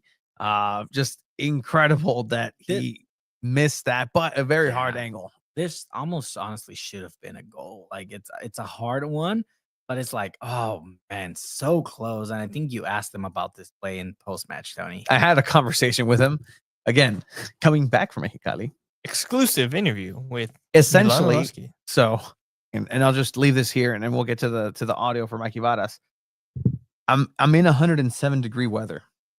I asked Mikey Vadas the first question, and then the Wi-Fi just like, and all I hear from Mikey's answers, what, and I'm like, no, like walking to the Wi-Fi, like, oh my god, like this. I disconnect. I'm like, oh man. By the time I come back, he's already kind of finishing up. I'm like, okay, he's giving a shout out to the Mexican Federation. He's like, hey, Chucky, aquí está, get him. Do you guys think we've talked about this before, but do you think Chucky belongs on El Tri as of this moment? It's not anything Chucky's doing wrong. It's what other players are doing right. Just there's a couple of players in his position that are playing pretty good, but I mean, I think he might get a call up for the Gold Cup. For the Gold Cup. I think he could potentially. I mean, he has the most goal contributions for San Diego FC He this does, season, along with Dre. and I think La Selección likes to see that, especially Aguirre, and that's something that he could potentially kind of like take into consideration, and we could potentially see Chucky on there. Yeah. So in this conversation, I was so I had to come back because the border closes over in Mexicali, and I don't have Sentry, so I have to walk in the heat. So they make me walk. Which is actually the conversation I had with the migra. Like, where are you going? San Diego. Well, where are you going? Home. Where's home? San Diego. What are you doing here? Mother's Day get together. Who's picking you up? Que te valga madre. But it's like, oh, they left you walking? Yes, they did. I don't have Sentry. They do. I don't have to do that anymore with my passport card. They don't ask me that stuff anymore. Well, I look the way I look, Chiva. That's true. So, you know, oh, you saying you? Hello. I used to speak like that in elementary school. Anyways, I'm crouching on my way to the border with my headphones and windows down because it's hot and we don't want to blast the AC because we're going to go up the Romorosa. So I'm just like, hey Milan, like in the when you came in, you actually had that shot that went to the side netting. Could you take me through that? You had your hands in your face and this great conversation with Milan Iloski as I'm literally crouching into the seat with my AirPods, just like, hey dude, like, what's up? Cool. All right. We'll show a little bit of that after all this. But yeah, so I mean, up until this point, San Diego FC is still tied to St. Louis, and moments after San Diego gets the first one. Yeah, so it's a play where San Diego is reading what their version of San Diego FC's playing from the back looks like, and a lethal striker goal. Milan Iloski, San Diego native, the pride of Escondido, Milan Iloski getting his second goal in 2 games, his second appearance for San Diego FC. I think he has for sure has to have the best goals per minutes average for San Diego FC. As you would a striker, he played as the understudy to Marcus Invarson at FC Northland. He knows the style of Right to Dream. He knows what he has to do. He knows the American way of playing the striker position, if that makes sense too. So if anything, he's the prototype of what you're going to want to see from a striker moving forward. but he's on loan. So Yeah. So question: seeing both of them Hmm. play a little bit now, Hmm. because that's really what we've seen. loan. Both of them play a little bit in that position. Who would you want to keep right now, Marcos Ibartzen or Milan Iloski? It's 2 games and he has 2 goals, so obviously you'd think he's gonna play really well at a high level. But I think we still need to see Milan Iloski get a start and see how he looks in that position. Because as a sub, he's looked great. But if he can do this through a full like 60 or 90 minutes, then I think I can formulate a true opinion on that. As of now, I think I'd still probably say Ingvartsen, but I don't remember Ibartzen being that impressive. The games that he no, but started. Chucky wasn't really playing either, so So he didn't have that. Chucky's the difference. So yes, but and I'll go to your side, right? Iloski's proving himself. Yeah.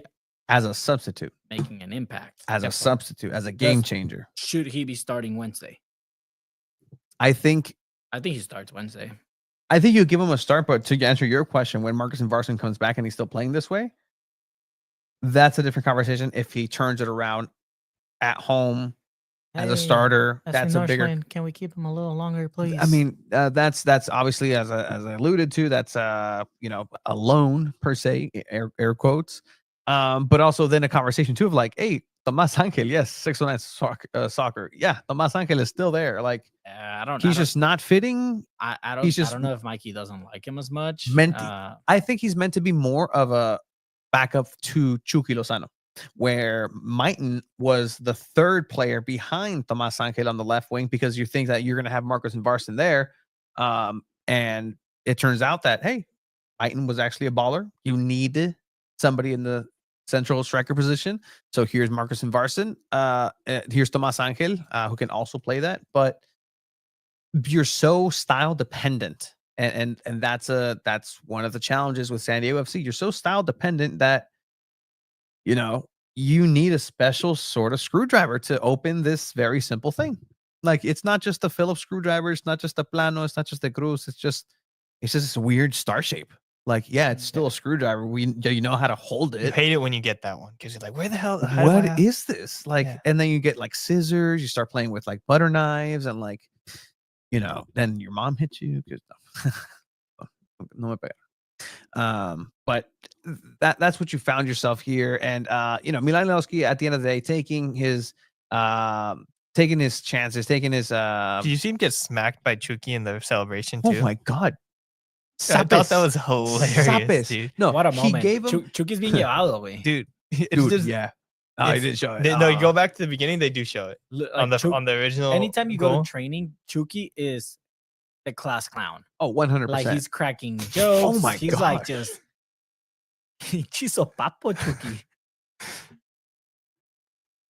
Here we go.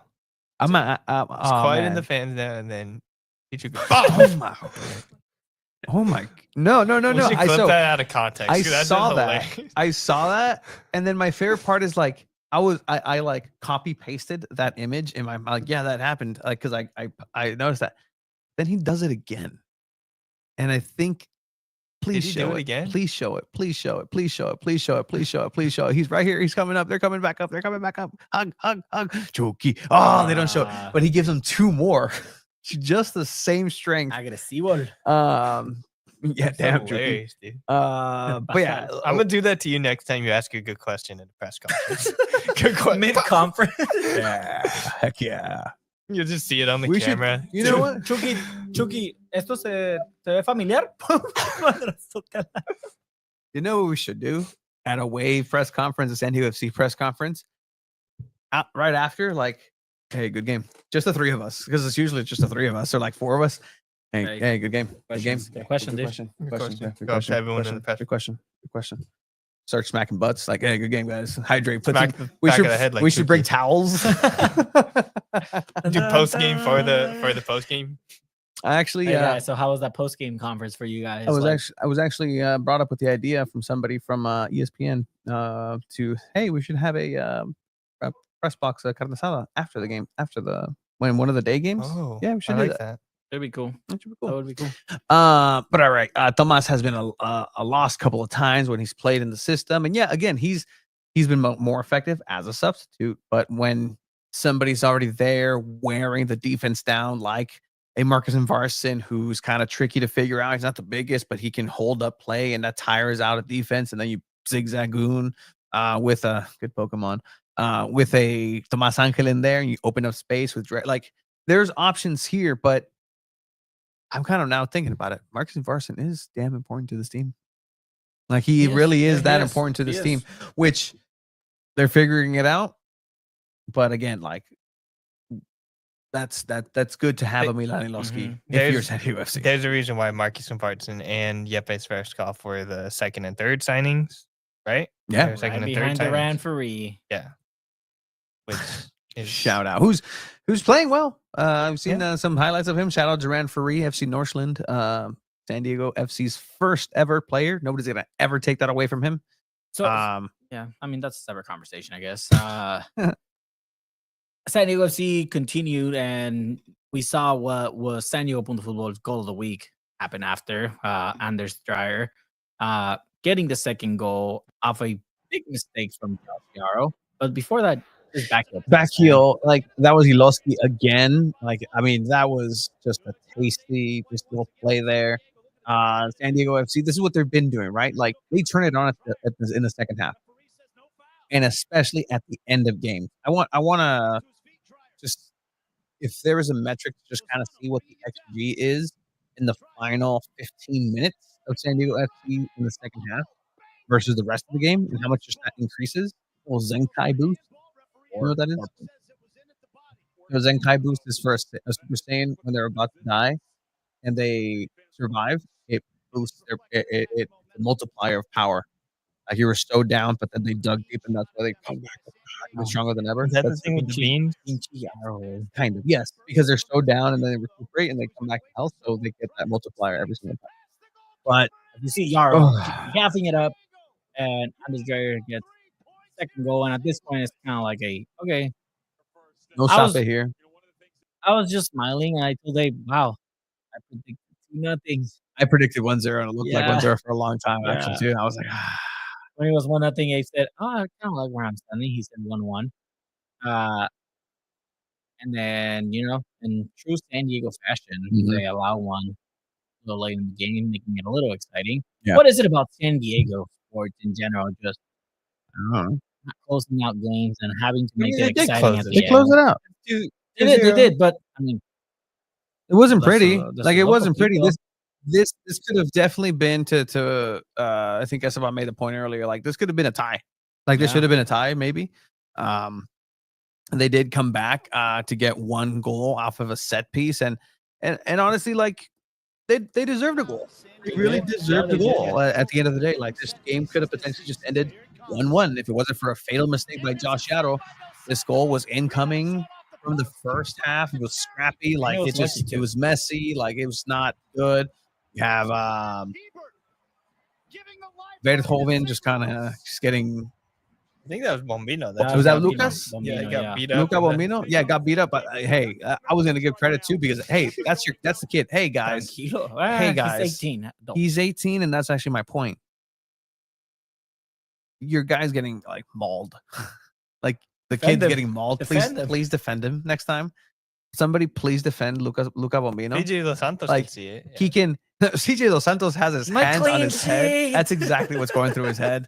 Like 1,000%. My 6th clean sheet. I don't blame him at all. Like he's going through it. Half of my games would have been clean sheets. So is this Patty McNabb? That's Patty on the back, right? Yeah, Patty. Right like somebody, like please help Bombino out. He goes out. Bombino immediately recognized. Look, the lad has a brain on him. Argentino. I hate his little run up. That was terrible. I'm sorry. I love the tiny, cute little run up that like no one ever. No, it doesn't you mean like anything. that? I like it when they do the little like. I hate it too. Dumb. I'm with you, Tony. I hate those little run. Like, wait, it's this the way. I think it's so funny because it's like there's no point to it, but it makes it feel cool. If it's a penalty, yes. If it's a penalty, yes. But like sure. But guess what? I mean, it's kind of like that classic Ronaldo.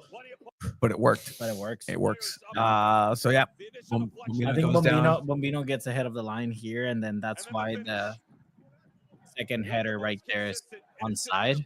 But I mean, at the end of the day, come on, it's one of those goals where it's like it's a lot happening, and it's a little lucky where the rebound just lands on there. But I mean, I think overall, San Diego FC showed again the resilience and showing that they can pull off a win against anybody. There's an article on MLS. They kind of redid the standings or the predictions of where they placed teams. Yeah. Okay. Where San Diego FC was almost dead last. Yes, sir.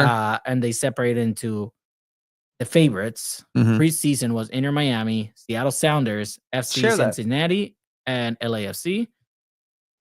And sharing it. As of now, And then current tier 1 favorites are Vancouver Whitecaps, Mhm. Columbus Crew, Inter Miami, still on there. Mhm. And then you have the second tier, real contenders. Preseason, you had LA Galaxy, Columbus, Minnesota, Atlanta United, New York Red Bulls, and Charlotte FC. Mhm. As a current group for real contenders, Seattle Sounders, FC Cincinnati, LAFC, Philadelphia Union, Minnesota United, Charlotte FC, San Diego FC is on that tier list of real contenders. San Diego FC's beat 2 of those teams. Okay, lost against 1. Not bad. Not bad. they look good against Columbus too. They did look good Mhm. against Columbus. Yeah. And yeah, Galaxy as a preseason contender. Galaxy is a they- hot 7-0. They lost 7-0 7-0. after winning the championship. that's- And I It's- kind of it's do a- appreciate that the league does this. It's We're pretty cool. saying Yeah. like, hey, like this is where we were before the season. This is where we're at now. I think Vancouver is definitely surprising a lot of people. They're playing really well. Yeah. They're looking unstoppable. They're, They're up there to playing vie Coca for the Conca Champions. Champions final against Cruz Azul. Yeah, that's gonna be. And I think they're gonna beat Cruz Azul. I'm San being Diego completely FC honest. do have an upcoming friendly against America June 7th. The date was moved. I do believe that's because of Nations League availability for America, whether or not they beat LAFC. It's because they might play. Yeah, might they're be playing able the to play World special Cup play-in game for the Club World Cup or whatever. because Which they did Leon dirty. So Yeah. no James Shame. in the Club World Cup. Shame. For shame. We missed out on James versus Sergio Ramos. Yeah. They had it in Liga MX the other day. But all right. So San Diego FC coming in 2-1, beating St. Louis. Pretty good match, a pretty good performance. Now is a different test. Now they're gonna have to come back home. There was media availability today. We can pull up some of that audio if you'd like as well, courtesy of San Diego FC. But this is going to be a good test for them. A third down in the season, a third of the season has come and gone. Okay. What has San Diego FC done right on the field, or just in general? I don't even know. Like just broad strokes here. I think they've truly stuck to their identity, like they said at the beginning of the season, in a way that I think you kind of hear and you're like, yeah, okay. Like every team says, like, we have an identity, we're gonna stick to it.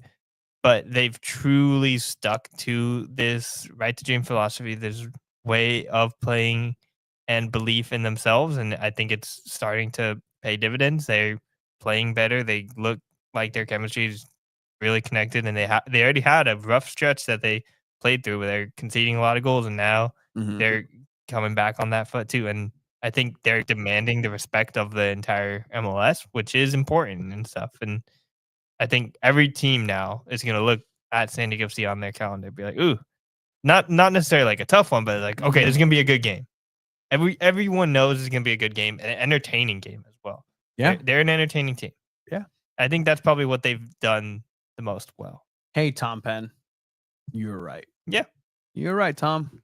You're right. They're all, yeah. They were all right As of now. As of now. Yeah. Which is fine. It's not an asterisk of negativity. It's like, yeah, it fluctuates. The third of the way into the season, they're truly staying by what their principles. Yeah, they've bounced back. But again, something that they haven't faced is this midway game. I'm interested to see what midweek game. Midweek game. And which game do you take more important, the Wednesday game or the Saturday game? What do you? Because they're both Western Conference teams. Colorado's a little bit higher up in the standings, I think. So if you're Mikey Vadas, do you choose one of these games? Like, oh, this one, kind of throw it out. But also, it's so weird too because he only had 2 substitutions, I think, in the last game, and he's been using all of his substitutions. So maybe he was like saving some of them. We'll see, but it's gonna be an interesting look. I mean, at I how- think as the season progresses, we're gonna see that sometimes it's not necessary to use all of your substitutions, especially in a game where your players have the rhythm. You know that you don't need to change much to get the result. And I think this is where Mikey Vadas, we're gonna see him develop his experience a little bit right throughout the season. I think a lot of the times you feel like I need to put on all 5 of my substitutions. You don't have to do that all the time. Yeah. Especially when you have a game on Wednesday, a game on Saturday. Luckily, you don't have to travel on the next 3 games. All next 3 games are home games for San Diego FC. I do think he rotates a lot for this Wednesday, and he prioritizes Sporting a little bit. I mean, especially on the back line. I mean, Jovic is a good striker to kind of keep an eye on. Being one of the top goal scorers in LA Galaxy last season.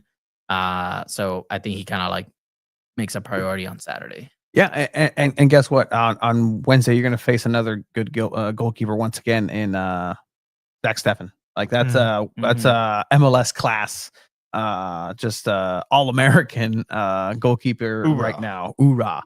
Esmond says, I think that completing their promise of giving us exciting soccer and fighting till the end is definitely showing through. Absolutely. What are they doing right, Chiba? Do you think 1/3 into this first ever MLS season for San Diego FC? Like Gabe said, I think they're really sticking to that style. And I think it would have been fair to see Mikey Vada say, okay, let's change things up. It's kind of panic mode because he doesn't have that experience. He really said, no, we're going to stick to it. You know, he gets fired halfway through the season because it's not working. Then, okay, he tried his best sticking to the style that they've been wanting to play. Yeah. So I think that's something to be proud of if you're San Diego FC. Something else that they're doing right, I think they're playing good soccer. Yeah. It's fun to watch. I don't think I've seen it. I mean, there are some moments where I'm like, no manches, están haciendo. But for the most part, you see this team and you're like, this is fun to watch. Like they're playing good soccer. And when it's pretty. Yeah, like it's really pretty when it works. Like that's again, it's so stressful, which it makes it so entertaining. Like when they play out the back, when you know the game and you're like, kick it out there. There's no point in making that pass down the middle. But then you see Yepes' patience with the ball, 2 players going to him, and he finds the space, and then that builds up to the counterattack to making the goal. And you're like, damn, it's those this calls. is a good team. It's those calls that differentiate, a play style where by the book, like you're not supposed to ever. That's literally they teach you as a goalkeeper. Nunca por en medio. You never come out through the middle. Never. That's a cardinal sin.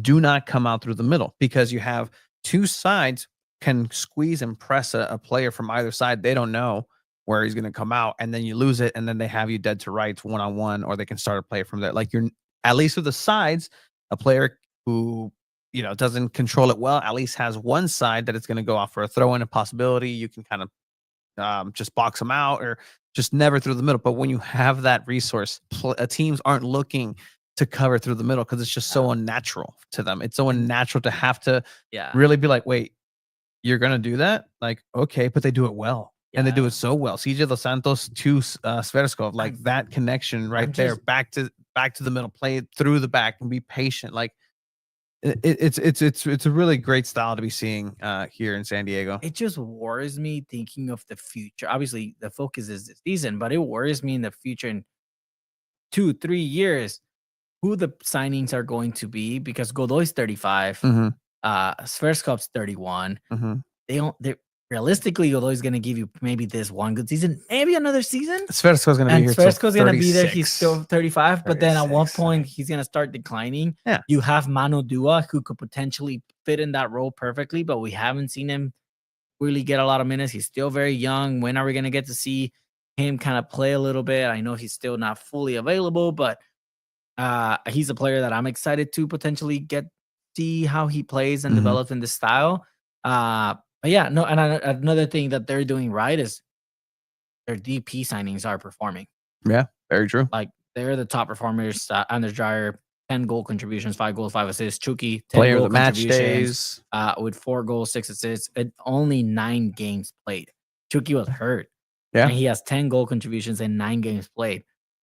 Way to shut a lot of critics up, Chucky. including myself, because we kept saying, "Oh, Chucky, when is he known to be the goal scoring type?" And he's doing it. He's doing it. Like Is he doing it at a level where Carlos Vela was doing it for LAFC a couple years ago? they're different players. Maybe not yet, but they are different players. And I think Carlos Vela levels ahead of where Chucky. The MLS in was their levels primes. below too. That's true. That's also very true. LAFC was miles ahead of it. That's very true. But I think that's something that they're doing correctly. They're utilizing their DP signings very good. 619 Soccer 10 in quotations. 2 of Chuki's are PKs, which I mean, and barely went in to be fair, but they do count. So what was your nickname for him? It wasn't mine. Somebody actually said it. It was Chuki. Penas, no, Penals? Pensano. Pensano. Chucky Pensano. Chucky Pensano. Yeah. So shout out to that. Right to Dream's first option is through the middle, which is Penaso. There you go. It was procrastinating Puma. Yeah. Shout out. See, I give credit where credit's due. But yeah, so I mean, do we want to show a little bit of the post match with Mikey let's hear Varas? Mikey Varas and my terrible melted Wi-Fi. Mikey Varas. Tony, if you want to take it away. Yes, thank you. Mikey, congratulations on another away win, a good victory. Could you tell us what was the halftime message, or was this always the plan to just keep going with their style? Second half, obviously, San Diego was able to jump back. Could you take us through this 90 that you faced here? Yeah, the game picture that we anticipated changes a little bit because we didn't anticipate that they would man mark us all over the field for 90 minutes. That's credit to them as a team. They were really brave to come and try to press us like that.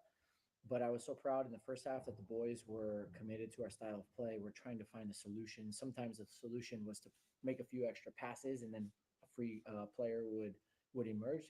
Sometimes it was to play on the final line when it was 1v1. We weren't doing that very effectively. So what we told the guys is we needed to be a little bit more clear if we were when we were going to do that, which I thought we did better in the second half. The other thing was that we were suffering a little bit when our press was good. They were kicking long and we were losing many second balls in the first half. In the second half, I think we won everything. I think that the guys did a good job in terms of exploiting the space with diagonal balls in between their wingers, their wingbacks and their side center backs to our wingers in the second half. And that helped a lot. And then our counter press was way more organized and aggressive in the second half. So first half was a big struggle, but I was really happy with the boys' commitment. And then the second half, we were able to kind of turn the game in our favor. And that's when they said, "Is there a follow up?" And I'm like trying to connect, and I'm like, "Yes, there is. Yes, there is, Mikey. I'm trying." Sorry, Mikey. The Karate Kid was playing Jackie Chan's. I refuse to call it the Jaden Smith version. Jackie Chan's Karate Kid was playing after Karate Kid 1, 2, and 3. I hate it here. Nope. Right? Don't know because I saw it in Spanish. Damn, qué paliza le están metiendo los Padres. Which actually, it's rather offensive because in the dub, the guy that dubs Jackie Chan in Spanish has to do an accent. Doesn't have to actually, but he does. And that kind of just like took me out of it for a little bit. I was trying to catch you. Good thing you didn't do that. Yeah, you can check out the full post-match press conference on our YouTube channel, along with Milani Losky, with an exclusive from Tony Sanchez. Mm-hmm. I would never give 6 runs in 1 inning. I am starting to throw meatballs. They did that to the Angels literally minutes ago, right? And I'll just start hitting batters. They're losing 9-0. My sister's at that game. Right? Tell her to get out. Leave. She's the issue, man. I did also have a conversation in private with Milani Losky. Because again, this was the press conference that happened in the back of the car. It's not on that. It's a separate video. Is it on here? Yeah, it's on YouTube. Oh yeah. Yeah. Is it really? I almost had a conversation with them, but I was not supposed to. Yeah, they called to you and answer a question, Chiva. Why are you in the Zoom? Goals in 2 matches. Could you just take us through the feeling of being able to get on the score sheet and make a quick impact on this team? Yeah, it's a great feeling. Coming in mid-season like this, it was important for me personally to make an impact. I needed to, I think, prove to the staff and also the players that I can be trusted and that I can offer something to the team. So I'm happy to just be doing my job and help the team get as many points as possible. And how much do you attribute to obviously being over at FC Northland and the Right to Dream style to be able to put yourself in those positions into the system so far into the season? Yeah, no, of course. I mean, me moving over to Northland, it grew me as a player so much, not just in every way. In my mind, how I thought, I think so much faster now. I react so much faster than, of course, coming into San Diego being a Right to Dream club. It's a lot of similarities. Of course, it's a different league, and you have to adapt to the changes in that. But of course, it helped the transition be a lot smoother, I think, than if I was not coming from Northland. And then right before your goal, there was a volley that almost hit the side. It hit the side netting. You take your hands to your face. What was that self-talk moment like? And then you come back and get the goal immediately. Yeah, no, it was a good chance. It was a tight angle, so it wasn't the easiest chance. But it was just a little bit of like like it's a big moment in that time, still being 0-0. That's a big chance for us to take the lead. So just a little bit of like a letdown, like, all right, come on, next, and then it's on to the next one. And you have to have that mentality as a striker, and as an athlete, like you can't get held up on missing a chance like that, or having a low moment like that. You got to bounce back fast and be ready for the next chance to come. So when something like that happens, you're just focused on the next action, the next play, and ready to go again. And then next action ended up being a goal celebration. Look over to the fans, kind of listen to the sound, the noise. You guys start celebrating. Take us to that moment of cashing in that goal. Yeah, they were hammering the guys warming up the whole time. So I knew I was going to go in, and of course, like you have to have the confidence that you're going to come in and change the game. And I knew going in that there'd be chances for me, and I backed myself to score goals. So I knew going into the game that I was going to have an opportunity, and I had to hit back at them a little bit because they were hammering us pretty hard for the whole time we were warming up. And then we've seen you talk with Mikey Varas after training. What are some of those conversations that now land you with these opportunities and you're taking the most out of them? Yeah, no, I mean, Mikey's been, very straightforward with me, and that's all I asked from the first day that I talked to him. And we have conversations like any player and coach, and he's very clear on what he expects from me and what he wants from me, and it's my job to try and offer him that. And in this role that I've been given, coming off the bench, I'm trying to impact the game, like games like this that are close, or the last game, managing it a little bit when we have a big lead, whatever the the scenario is. It's my job coming into the game to impact it and change it in our favor. So our conversations have been very positive and very good, and I'm just trying to do what he wants to help the team the most at the end of the day. And then obviously you come back and get a goal for San Diego. How much more does that mean to get a goal for your hometown squad and bringing it back to Wednesday against Colorado? No, it's so important. I mean, everyone know. I think I've said enough times how much I love the city, and it's home. It's always been home, and it always will be. So to do it in in my hometown and for my home club makes it even more special to me. And I also think the first goal like took this big weight off my back of like, all right, the pressure and the expectations. I think from family, from friends, coming back and all these things. It feels like a big weight's been lifted, and now I'm able to just go and play. And it does put a little bit of an extra like oomph in my step that it's for my hometown club. So always, every time I play, and I'll represent this badge with everything I can give and try and help bring as much joy and happiness to our amazing fans. And then lastly, is there any internal banter with De La Torre? Him also a San Diego native. You now are getting on the score sheet as well. Any internal competition with that? And if not, that's it for me. Safe travels.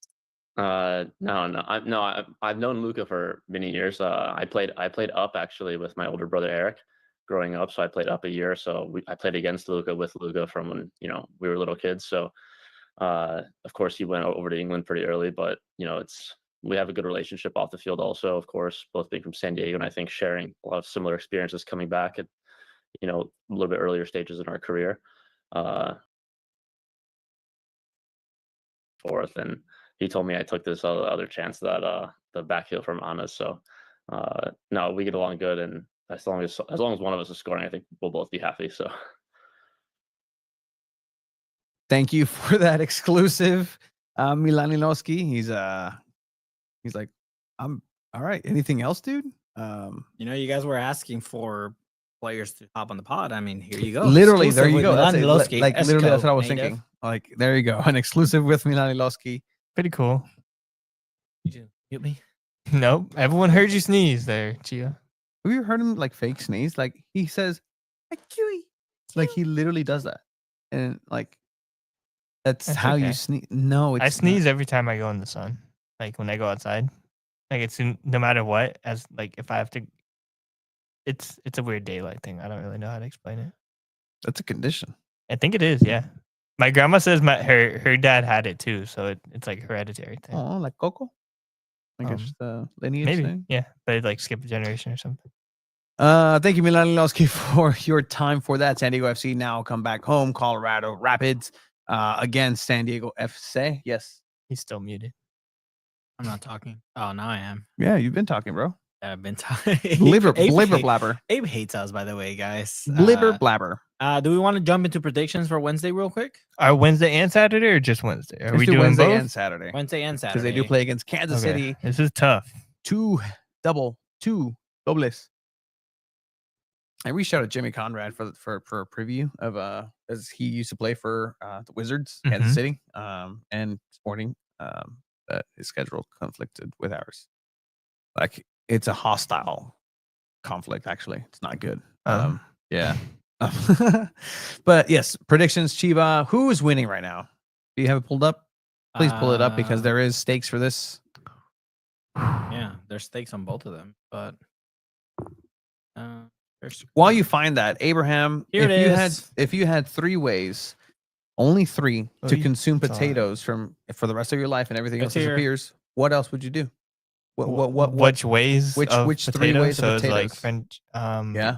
No, I think like papas fritos, like you gotta have it like that. So you could have like papas con chorizo, huevo con papa, stuff like that. You know, that specific style.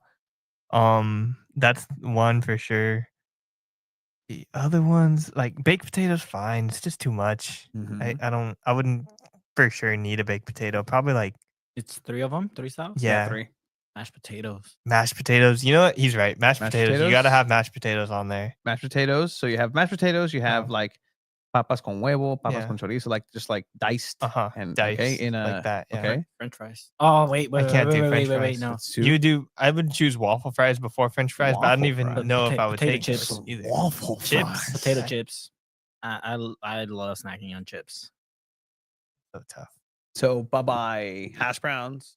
Yeah, Goodbye that's fine. tater tots. That's fine with me. No kinds of what kind of potatoes are there? Different potatoes. You okay without hash browns in your life? Yeah, I'm okay with it. Okay. I could have the cubed up one my breakfast instead of hash brown. Okay, I had a good. hash brown today actually.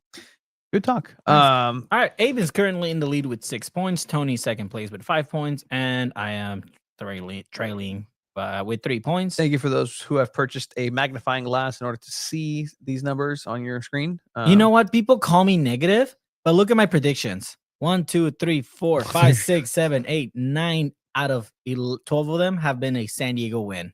Yeah, And people yet call me negative. Yeah, you tell them. Yeah. Tell them. Yeah. Tell them. 9 out of 12, I predicted a San Diego FC win, and I'm dead last. You know what? San Diego FC loses on Wednesday. Okay. Okay. All right. Nah. Wait. They're gonna rotate squads. They are going to rotate. But they do play good against teams with not winning records. And Colorado This is is also true. 4-4-4. This is really tough because this could also be a trap game. I'll be there. I'll do a post match. We're starting to do this a post match in stadium at Snapdragon Stadium right after the post match happens with Mikey Varas and player for SDFC. And I believe I'm going to be talking about a San Diego FC and Colorado Rapids 2-2 tie. Colorado, they beat San Diego FC when they played over there. Altitude did play a huge factor. And I think San Diego FC didn't play that bad. The thing I think about they made some altitude mistakes is that it goes the other way too. Because you're playing at altitude, when you play at sea level, you're so used to your body demanding so much of your body that it performs better at sea level than it does in altitude. So they can play better here, literally in America's finest city. So take that into consideration. I would think I'd see a 1-0 victory, like Cisco Sanchez here says in the chat. Not a 6-0 Milanowski No. masterclass like Cody. Hey, maybe. maybe. I expect a 1-0 victory. Colorado's pretty all right team defensively from what I remember. So So Abe's saying 1-0. yeah, 1-0 victory, and then Kansas City. Also, that one's tough too. I'll say a 1-1 draw for Kansas City. Okay. Because they're gonna have a little bit of a tired team, and they haven't played 3 games in a row yet. All right. 3 games in a week. So that is a victory, a tie. So 2 ties and a win. I'm gonna go with a 2-2 draw against Colorado. That's what I got. Really? Opinion. And then against Sporting, I'm gonna go with a 3-1 win. Okay, San so Diego. against Sporting, 3-1 What win. did you say against Kansas 1-1 draw for Kansas City. And then Tony For Kansas City, give me a 2-0 clean sheet for San Diego FC winning. Gotcha. Hey, we got a Okay, man. 1-0. We got a 3-1. Lucas breaks out with 3-1 against Colorado. Some good shouts here. Some good shouts as well in the fun San Diego Punto Football verse, because we like to have a little bit of fun here. So Abe shared with this a little bit of a non sequitur here.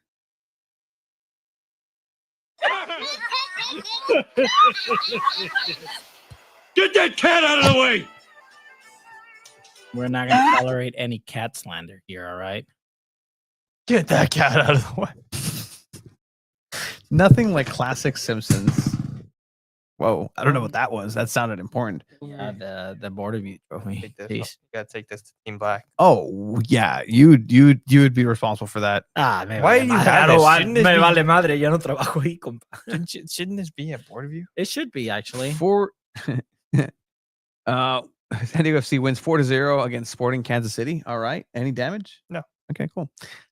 Jeff says 1-1 Not yet. SDFC versus Sporting FC. SDFC with no shots on goal. There was a no shots on goal performance against LA Galaxy. The LA Galaxy lost against a team who had 0 shots on goal. Man, I'm actually excited to make a prediction for when they play LA Galaxy. Not this upcoming weekend, but the following weekend.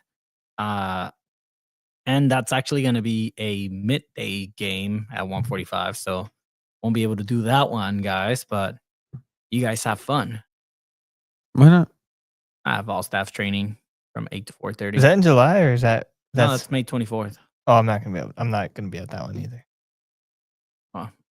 I'm going That means a to lot a of Kendrick games. Lamar concert the night before. Who? Kendrick Lamar and SZA. Never heard of him. And then Not next like day us. I'm going to my baby shop. Oh. Showering them babies? What? When I was at a baby shower, Tony called me and I was like, "Oh, I'm at a baby shower." He's like, "Oh, have they showered the baby yet?" Has the baby been showered yet? Has the showering of babies commenced? See, I've never been to a showering of babies. What is it like? Well, what's the point? Why would they call it the baby shower? Shouldn't the baptism be the baby shower? Well, okay, hey, there you go. I like It's that. I mean, it's a showering of gifts, not for the baby. It's for the parents. These poor parents. Hey, Papa Americano, Papa Americano. Dun, dun, dun, dun, dun, dun, dun, dun, dun. White Sox fan. Yeah, Oh, whoa, hey, hey, tranquilo. dude. Este no es un programa We do not You're talking about condone. Papa. Papa Americano. Dun, dun, dun, dun. Stupidest show. If you're still watching up until this point, thank you for tuning in and watching San Diego Punto Football's 2 Balls and a Mic. We did promise people some news about programming updates and whatnot, and just make sure I wasn't vetted and told no. Oh, really? Is this about the? Yes. Okay. All right. Let's close it out here. Let's get out of San Diego FC here. Let's what's good here. There. See San Diego Punto Football. Cool. San Diego Punto Football is endeavoring and growing ever so much. I think we've cemented ourselves, the 3 of us here, as the leading source of soccer for San Diego. This is a show that the insiders watch. Sometimes literally the people making the decisions are watching. Hello. But watching on Instagram. Definitely watching on Instagram. If you ever go on Instagram and just follow the feed of who joins and watches Two Balls and a Mic every Monday at 8 p.m. Could be an accident. The notification on Instagram could be an accident, but that notification popped up on a maybe they're still there. Maybe they are still there. And hey, make your voice heard. I mean, people are at Wave are watching from New French Wave coming up with graphics and stuff. Shout out to you guys. But we are growing, and with that, we're going to go ahead and grow in the direction of a partnership, a co-production with another very important sports outlet here in San Diego.